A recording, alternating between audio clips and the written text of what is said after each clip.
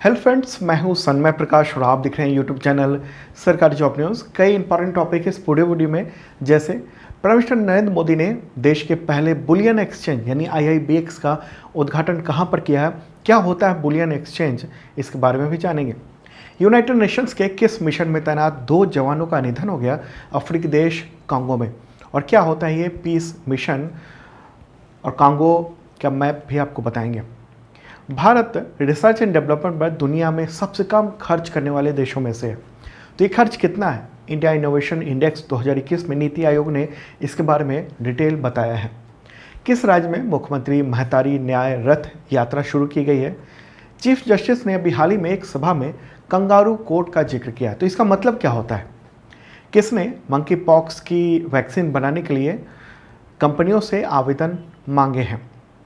बांग्लादेश में भारत के नए उच्चायुक्त कौन बने हैं? इसके अलावा भी कई और क्वेश्चन हैं, तो दोस्तों शेयर कर दीजिए तमाम मित्रों को। और हाँ, वीडियो शुरू करते हैं उससे पहले आपको बता दूं कि 1 अगस्त को हम लोग सुबह 11 बजे वीडियो लेकर आ रहे हैं मैराथन, जनवरी से लेकर जुलाई तक का 7 महीने का टोटल करंट अफेयर्स है। देखना जरूर, 2 पार्ट में होगा। 1 अगस्त को पहला पार्ट होगा, सुबह 11 बजे आएगा लाइव, और 2 अगस्त को दूसरा पार्ट होगा, लाइव आएगा। तो आपके तमाम जो भी एग्जामिनेशंस होने वाले हैं अभी, उन सब में बहुत ही इंपॉर्टेंट है, और इसका PDF और बुक भी अवेलेबल है, डिस्क्रिप्शन में चेक कर सकते हैं। तो पहला क्वेश्चन लेते हैं। प्राइम मिनिस्टर नरेंद्र मोदी ने देश के पहले बुलियन एक्सचेंज, उसका नाम क्या है? IIBX, फुल फॉर्म क्या है? इंडिया इंटरनेशनल बुलियन एक्सचेंज, तो उसका उद्घाटन कहाँ पर किया है? इंपॉर्टेंट क्वेश्चन है, आंसर होगा गांधीनगर। न्यूज़ भी आप देख रहे हैं, prime minister Narendra Modi inaugurates India's first bullion exchange, और वो है गिफ्ट सिटी गांधीनगर में। GIFT गिफ्ट सिटी है गांधीनगर में, वहाँ पर किया है उद्घाटन। कब किया इन्होंने? 29 जुलाई को। ओके, गिफ्ट सिटी का फुल फॉर्म क्या है इसका? तो इसका जो फुल फॉर्म है वो है Gujarat international finance tech city. ठीक है, अब सवाल ये है कि बुलियन क्या होता है? बुलियन का मतलब है कि हाई प्योरिटी वाला फिजिकल गोल्ड और सिल्वर, जिसे सिल्लियों, सिक्कों, इन सब के रूप में देखा जा सकता है, जिस तरह से आप ये देख रहे हैं फोटोग्राफ। ओके, और बुलियन को कभी कभी लीगल टेंडर भी माना जा सकता है। और ये जो बुलियन एक्सचेंज है जिसका उद्घाटन प्राइम मिनिस्टर नरेंद्र मोदी ने किया है, फोटोग्राफ देख रहे हैं आप, तो इसमें खरीदारों और विक्रेताओं को सोना चांदी व्यापार करने की अनुमति एक तरह से होगी। यहाँ पर एक्सचेंज में फिजिकल गोल्ड और सिल्वर की बिक्री करेगा ये एक्सचेंज, और इसे शंघाई गोल्ड एक्सचेंज और बॉर्सो इस्तांबुल जो गोल्ड एक्सचेंज है उसके तर्ज पर स्थापित किया गया है, और भारत को बुलियन रीजनल हब के रूप में मजबूती प्रदान करेगा, ऐसी उम्मीद जताई जा रही है। अब सवाल है कि कौन इसमें व्यापार कर सकेगा? ये जो बुलियन एक्सचेंज है IIBX, उसमें तो जो योग्य ज्वेलर्स होंगे वो इस एक्सचेंज के माध्यम से सोना आयात कर सकेंगे, उनको अनुमति होगी। और योग्य ज्वेलर बनने के लिए क्या है, क्राइटेरिया भी है, न्यूनतम 25 करोड़ का नेट वर्थ होना चाहिए उस व्यक्ति का, जो ज्वेलर है वो 25 करोड़ का नेट वर्थ होना चाहिए। इसके अलावा पिछले 3 सालों के दौरान औसत टर्नओवर उसका 90% होना चाहिए। ओके, 3 साल का जो औसत वार्षिक टर्नओवर है वो 90% के आसपास होना चाहिए, तो तभी वो योग्य हो पाएगा। मतलब इसमें चुनिंदा जो ज्वेलर्स हैं, कारोबारी है, वही इसमें बुलियन एक्सचेंज में पार्टिसिपेट कर पाएंगे। और गिफ्ट सिटी में सोना और चांदी रखने की, भंडार करने की भी क्षमता है। करीब 125 टन सोना और 1000 टन चांदी रखने की क्षमता है वहाँ पर। ओके, तो ये होगा, ये बुलियन एक्सचेंज है। इंपॉर्टेंट क्वेश्चन हो जाता है एग्जामिनेशंस के लिए। चलिए आगे बढ़ते हैं, अगला क्वेश्चन लेते हैं। संयुक्त राष्ट्र के किस पीस कीपिंग मिशन यानी शांति मिशन में तैनात BSF के 2 जवानों का निधन अफ्रीकी देश कांगो में हो गया जन विरोध के दौरान? तो इसका आंसर होगा, मैं बताता हूँ, पहले ये बताऊँ कि ये सारे के सारे जो है ना, वो सब यूनाइटेड नेशंस के अलग अलग देशों में चल रहे पीस कीपिंग मिशन है। इसमें सही आंसर है C यानी MONUSCO, फुल फॉर्म होगा United Nations Organization Stabilization Mission with the Democratic Republic of Congo. ठीक है, तो यही 2 जवान जो कि बीएसएफ के थे, उनका निधन हो गया पीस कीपिंग मिशन पर।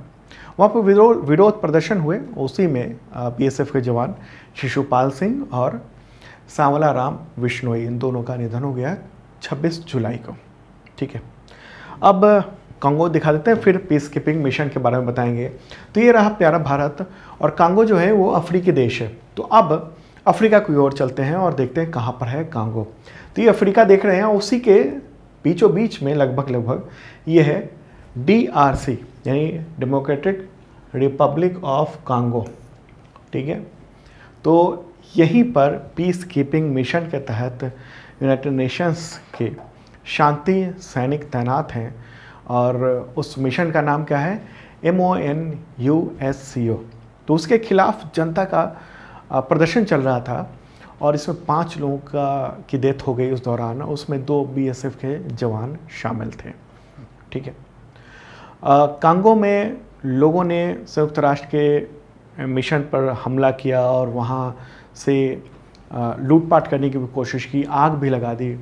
दरअसल हुआ ये है कि जनता ये चाह रही है कि जो लगातार असुरक्षा हो रही है और पीस कीपिंग फोर्स जो है वो वहाँ पर शांति नहीं पैदा कर पा रही है, तो इसमें उनका मानना है कुछ लोगों का कि ये लोग देश छोड़ के चले जाएं। तो इस वजह से, और वहाँ प्रोपेगेंडा भी चल रहा है, तो इस वजह से विरोध प्रदर्शन वहाँ पर देखने को मिला है। अब बात कर लेते हैं कि यूनाइटेड नेशंस का पीस कीपिंग मिशन क्या है। ये 1948 में शुरू किया गया था। उद्देश्य यही है कि जहाँ पर संघर्ष चल रहा है, जिन देशों में गृह युद्ध जैसे हालात हैं, तो वहाँ पर शांति स्थापित करना है, पीस स्थापित करना। और पिछले 70 साल में 10 लाख से ज़्यादा युवा पुरुष इस मिशन के तहत अलग अलग देशों में 70 से अधिक देशों में तैनात रह चुके हैं। वहाँ शांति स्थापित करने में बड़ी भूमिका रही है।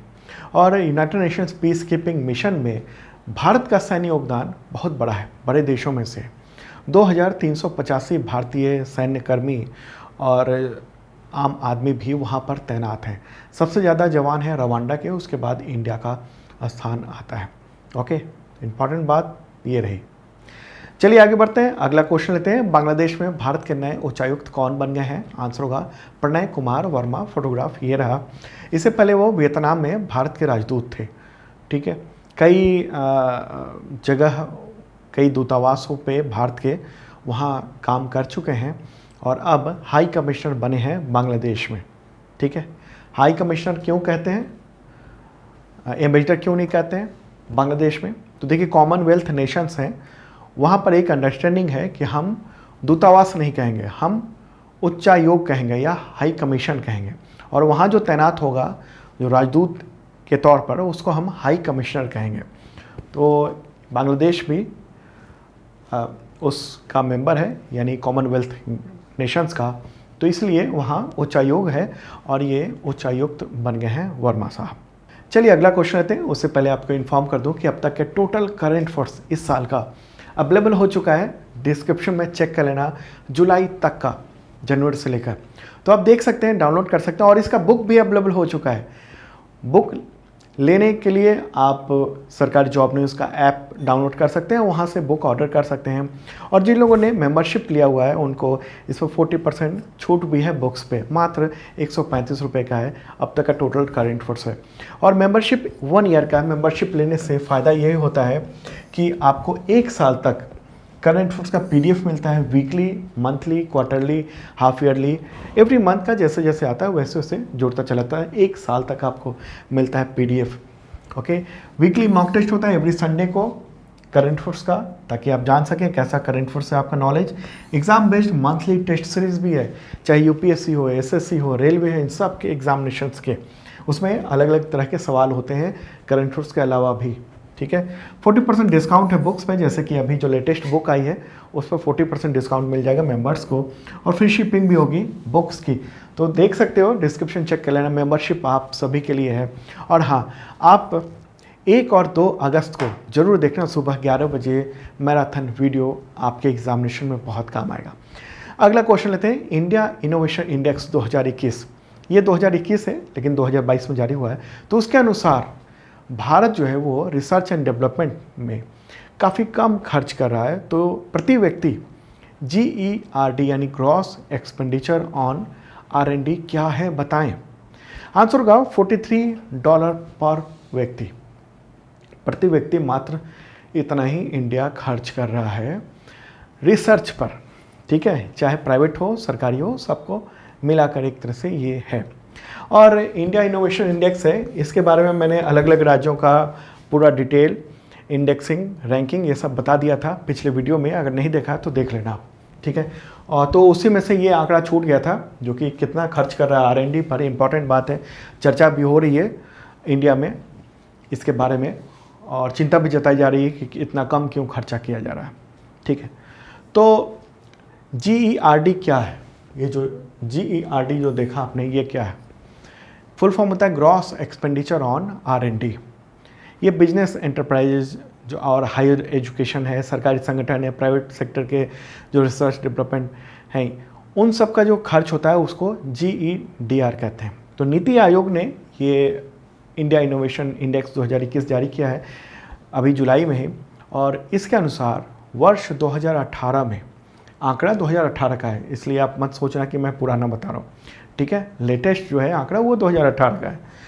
तो उस वक्त प्रति व्यक्ति जो खर्चा इंडिया कर रहा है वो $43 कर रहा है, और दुनिया के अन्य देशों के तुलना में ये काफ़ी कम है। मतलब कि भारत रिसर्च एंड डेवलपमेंट में काफ़ी कम खर्च कर रहा है, ठीक है।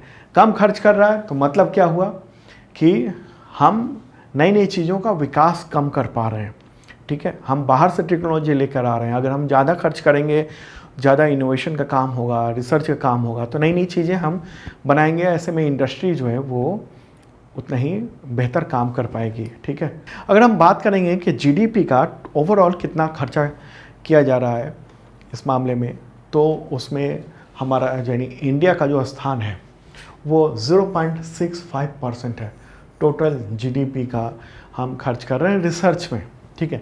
सबसे ज़्यादा इजराइल है, उसका जापान है, जर्मनी है, वगैरह वगैरह इस तरह के देश हैं। तो लिस्ट आप देख रहे हैं, ठीक है, इम्पॉर्टेंट बात है। और ये भी सवाल है कि भारत इतना कम खर्च क्यों कर रहा है। भारत जैसे तमाम विकासशील देश जो हैं बहुत सारे, चाइना तो खुद को विकासशील कहता है, लेकिन उसकी बात मैं नहीं कर रहा हूँ, वो तो काफ़ी बेहतर खर्च कर रहा है। अगर हम चाइना के देखेंगे तो 2.14% उसकी GDP भी बहुत बड़ी है, और उसका ये इतना परसेंट वो रिसर्च एंड डेवलपमेंट में खर्च कर रहा है, जिसकी वजह से नई नई चीज़ें वो रिसर्च करके दे रहा है, ठीक है। भारत जैसे कई सारे देशों में दिक्कत ये है कि वहाँ पर भुखमरी, बीमारियाँ, बेहतर जीवन की समस्याएं हैं, और वो देश इसी समय ज़्यादातर उलझा हुआ है। तो ऐसे में रिसर्च एंड डेवलपमेंट में पर्याप्त खर्च नहीं कर पाता है, लेकिन कोशिश होनी चाहिए। और नीति आयोग ने चूँकि ये रिपोर्ट जारी की है, तो ऐसे में उम्मीद जताई जा रही है कि सरकार इस पर ध्यान देगी और रिसर्च एंड डेवलपमेंट पर यूनिवर्सिटी के तौर पर और तमाम अलग अलग क्षेत्रों में जो हो रहा है उस पर बढ़ावा मिलेगा, ठीक है। कई सारे सुझाव भी दिए गए हैं नीति आयोग के द्वारा। अगला क्वेश्चन लेते हैं, किस राज्य में मुख्यमंत्री महतारी न्याय रथ यात्रा की शुरुआत हुई? आंसर होगा छत्तीसगढ़, ओके, छत्तीसगढ़। उसके मुख्यमंत्री कौन है? भूपेश बघेल। तो उन्होंने ही इस यात्रा को, ये तो यात्रा इस तरह से होगी, और उसे लॉन्च किया है ये झंडे दिखाते हुए।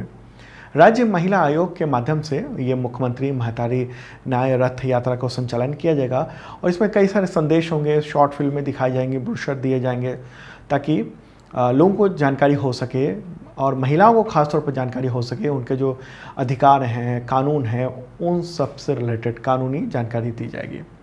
छत्तीसगढ़ की बात हो रही है, छत्तीसगढ़, तो मुख्यमंत्री तो भूपेश बघेल हैं, ठीक है। और राज्य महिला आयोग की अध्यक्ष कौन है वहाँ की? Doctor Kiranmayi Nike. अगला क्वेश्चन लेते हैं, सुप्रीम कोर्ट के चीफ जस्टिस NV रमन्ना ने एक सभा के दौरान मीडिया के संदर्भ में कंगारू कोर्ट का जिक्र किया है। तो इसका अर्थ क्या है, क्या मतलब है इसका? तो होगा फैसला देने वाली गैर कानूनी अदालत। और इस बात की चर्चा काफ़ी ज़्यादा रही है। आप इंडियन एक्सप्रेस में देख रहे हैं, कंगारू कोर्ट्स का जिक्र कर रहे हैं CJI, chief justice of India, supreme court के, या कहें भारत के CJI, वो कह रहे हैं। और इसके बाद इंडियन एक्सप्रेस ने एक्सप्लेन भी किया, क्योंकि काफ़ी ज़्यादा चर्चा हुई कंगारू कोर्ट के बारे में, तो ये पूरा डिटेल दिया। तो इसलिए ये इंपॉर्टेंट है एग्जामिनेशन के लिए। चीफ जस्टिस ने चिंता जताते हुए कहा कि मीडिया जो है वो कंगारू कोर्ट चला रहा है। उन्होंने कहा कि प्रिंट मीडिया कुछ हद तक तो जवाबदेह है, लेकिन इलेक्ट्रॉनिक मीडिया की जवाबदेही बिल्कुल नहीं होती है और सोशल मीडिया तो बहुत ही बदतर स्थिति में है। मीडिया जो है वो गलत सूचना और एजेंडे से भरी हुई डिबेट्स और पक्षपातपूर्ण खबरें चला रहा है और इससे देश के लोकतंत्र को कमज़ोर कर रहा है। कौन? इलेक्ट्रॉनिक मीडिया की बात की जा रही है। और उन्होंने कहा कि मीडिया में भी विशेष तौर से सोशल मीडिया पर जजों के खिलाफ एक तरह से अभियान से चलाए जा रहे हैं। मीडिया ट्रायल चल रहा है, तो उसकी वजह से न्यायपालिका की स्वतंत्रता और संचालन पर असर पड़ रहा है। ओके, मीडिया ट्रायल के हिसाब से केस का फैसला नहीं किया जा सकता है। और उन्होंने कहा कि मीडिया जो है कंगारू कोर्ट को चलाता है, जिससे कई मुद्दों में अनुभवी जो जज भी हैं उनको भी फैसला लेना मुश्किल पड़ जाता है। उन्होंने कहा कि इलेक्ट्रॉनिक मीडिया जो है वो ठीक ढंग से काम करे, उन्होंने अपील की है। अब सवाल है कि कंगारू कोर्ट होता क्या है? एक तो आपने देखा कि फैसला देने वाली गैर कानूनी जो अदालत है वो ऑक्सफोर्ड डिक्शनरी की बात करेंगे अगर, जैसा कि इंडियन एक्सप्रेस ने कहा है, उसके मुताबिक ऐसे लोगों का समूह जो एक अनौपचारिक अदालत हो, जो बिना किसी सबूत और अपराध के किसी को भी दोषी करार दे रहा हो। जैसे आप देखते होंगे कि जब टीवी पर डिबेट चल रहा होता है, उसमें किसी खास मुद्दे पर किसी खास व्यक्ति पर लगातार प्रहार किए जाते हैं जुबानी तौर पर। तो ये एक आसान भाषा में कहें तो एक ऐसा कोर्ट जो अपने हिसाब से बोलता है, फैसला लेता है और उसकी वैधानिकता कुछ भी नहीं होती है। ठीक है, अब सवाल है कि कंगारू कोर्ट जो है उसका इतिहास क्या है? देखिए, शब्द के रूप में उत्पत्ति तो स्पष्ट रूप से ज्ञात नहीं है, लेकिन ये माना जा रहा है कि 19वीं शताब्दी में ज़्यादा यूज़ होता रहा कंगारू शब्द का प्रयोग। और ऐसा कहा जाता है, जैसा इंडियन एक्सप्रेस ने अपने एक्सप्लेन में बताया है, कि ये इसका संबंध ऑस्ट्रेलिया से हो सकता है क्योंकि कंगारू वहाँ पर हैं। हालांकि ये शब्द अमेरिका में उत्पन्न हुआ है।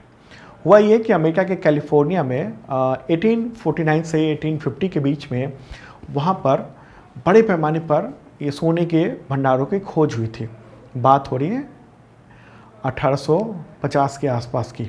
ठीक है, तो उस समय खुदाई के लिए 800 से 1000 ऑस्ट्रेलियाई पहुँचे थे और वहाँ पर आपस में बांटने के लिए लोगों ने अपना एक सिस्टम बनाया था और इसी को कंगारू कोर्ट कहा जाता था।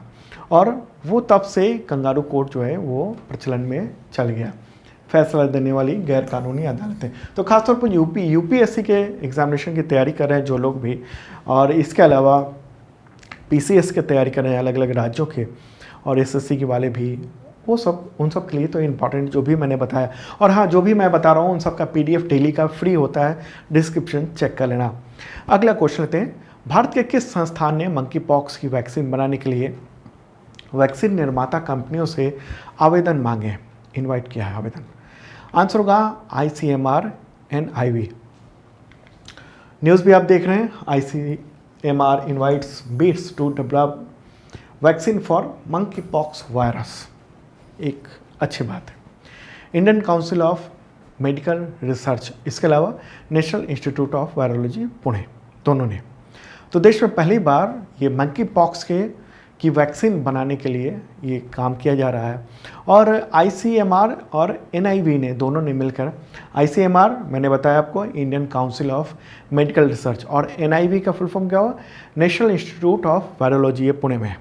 ठीक है, तो इन दोनों ने के वैज्ञानिकों ने मिलकर मंकी पॉक्स वायरस का जो स्ट्रेन है वायरस को, उसको आइसोलेट कर लिया, यानी लैब में उसको रख लिया है।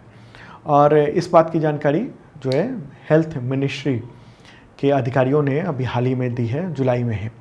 तो ICMR के पास अब मंकी पॉक्स वायरस के प्यूरिफिकेशन करने की विधि, प्रोटोकॉल, उसको रखने का, ये सब बौद्धिक जो संपदा अधिकार यानी इंटेलेक्चुअल प्रॉपर्टी राइट्स हैं और कमर्शियल राइट्स भी हैं।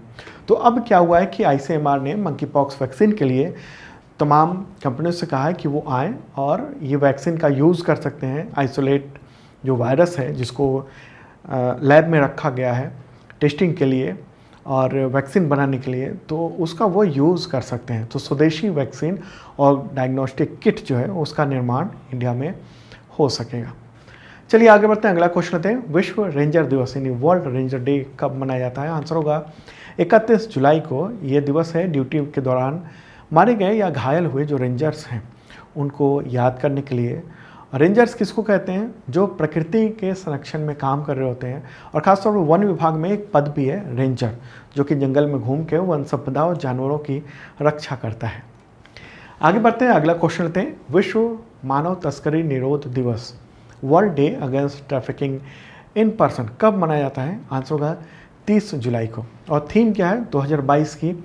Use and abuse of technology, use and abuse of technology, ये है थीम। संयुक्त राष्ट्र ने इस दिवस को घोषित किया हुआ है। अगला क्वेश्चन लेते हैं, अंतर्राष्ट्रीय मित्रता दिवस कब मनाया जाता है? इंटरनेशनल फ्रेंडशिप डे, आंसर होगा 30 जुलाई को। और ये संयुक्त राष्ट्र महासभा ने ये दिवस घोषित किया हुआ है, 2011 को ही घोषित किया था, ठीक है, अंतर्राष्ट्रीय मैत्री दिवस के तौर पर। तो दोस्तों ये था इंपॉर्टेंट करंट अफेयर्स, और आप देखना मत भूलना 1 और 2 अगस्त को सुबह 11 बजे मैराथन वीडियो होगा, 2 पार्ट में होगा, जनवरी से लेकर जुलाई तक का। जितने भी लोग एग्जामिनेशन देने वाले हैं, आप ये जो भी एग्जामिनेशन है रेलवे के खास तौर पे और एसएससी के, उन सब के लिए बहुत ही इंपॉर्टेंट है, देखना ज़रूर। मिलते हैं अगले वीडियो में।